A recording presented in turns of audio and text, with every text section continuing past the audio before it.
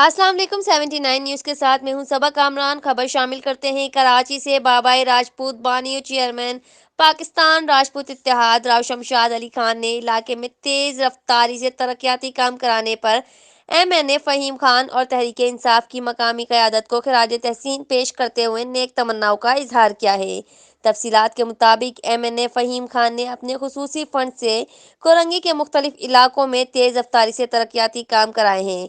गुज़िश्ता दिनों गली नंबर 7 में सीवरेज लाइनों और वाटर सप्लाई का दरीना मसला भी हल करा दिया है, जबकि जल्द ही रोड कारपेटिंग का भी काम शुरू कर दिया जाएगा। बाबाई राजपूत राव शमशाद अली खान ने अपने एक बयान में MNA फ़हीम खान, MP राजा अजहर चौधरी उवैस, राजा आसिफ, जफर खान, रियाज खान और तहरीक इंसाफ के दीगर रहनुमाओं का शुक्रिया अदा करते हुए कहा कि जो काम करेगा उसे इज्जत भी मिलेगी और आवाम भी उसके साथ खड़ी रहेगी। उम्मीद है तहरीक इंसाफ की क़यादत अवामी खिदमत का सिलसिला इसी तरह जारी रहेगा।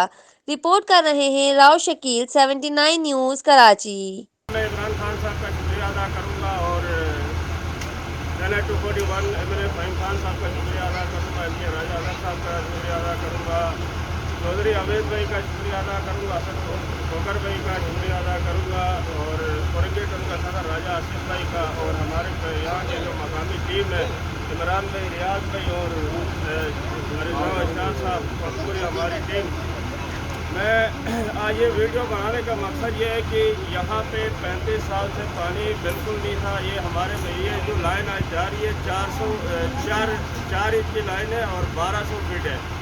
ये हमारे बैक साइड में क्रिश्चियन कम्युनिटी थी, उनको तकरीबन 25 साल से उनके पास बिल्कुल पानी नहीं आ रहा था। मैं शुक्रिया अदा करूँगा MNA फ़हीम खान साहब का।